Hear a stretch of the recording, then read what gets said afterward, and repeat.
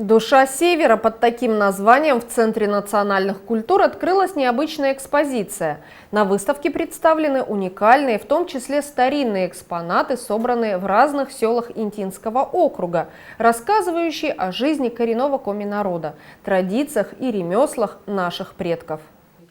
Мало кто знает, как выделывают шкуры северного оленя и насколько это сложный процесс. Что такое куды, как выглядят настоящие лямпы, нарты, коми-промысловый календарь и что на нем изображено. Сотрудники Центра национальных культур предлагают интинцам окунуться в мир коренных народов Севера и поближе познакомиться с традициями оленеводов.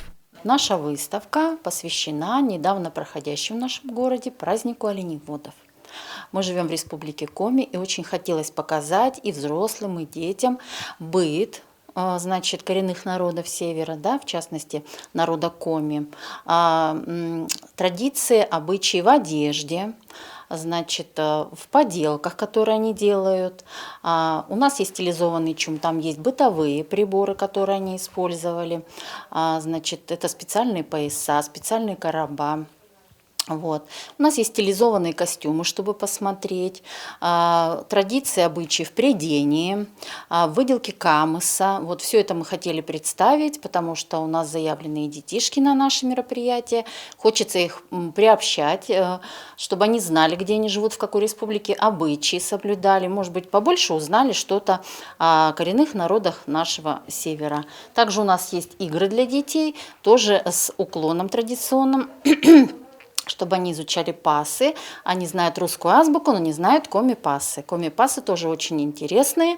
Хочется детей тоже привлечь, показать и кое-чему научить. Манекены в ярких национальных костюмах, куклы с игрушками и поясами-оберегами, прялки, кухонная утварь, старые фотографии оленеводов и много познавательной информации для взрослых и детей. Организаторы выставки готовы не только провести экскурсию, рассказав о каждом экспонате, но и сыграть с посетителями в необычные игры. Недавно в нашу копилочку мы приобрели замечательную игру для детей, называется коми-пасы. Пасы – это у коми-народа заменяли азбуку. То есть, если у нас есть буквы, то у них есть знаки, обозначающие определенные, значит, предметы или символы. Например, вот этот вот пас обозначает шонды, да, по коми, или солнышко. Или, например, вот чаечка. Да?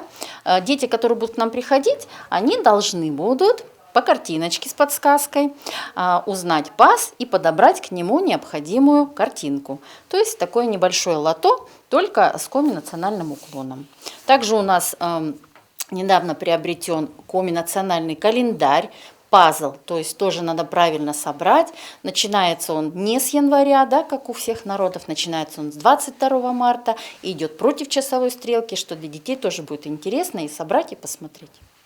Выставка «Душа Севера» будет работать в Центре национальных культур до 22 апреля. Посетить ее можно как индивидуально, так и организованными группами.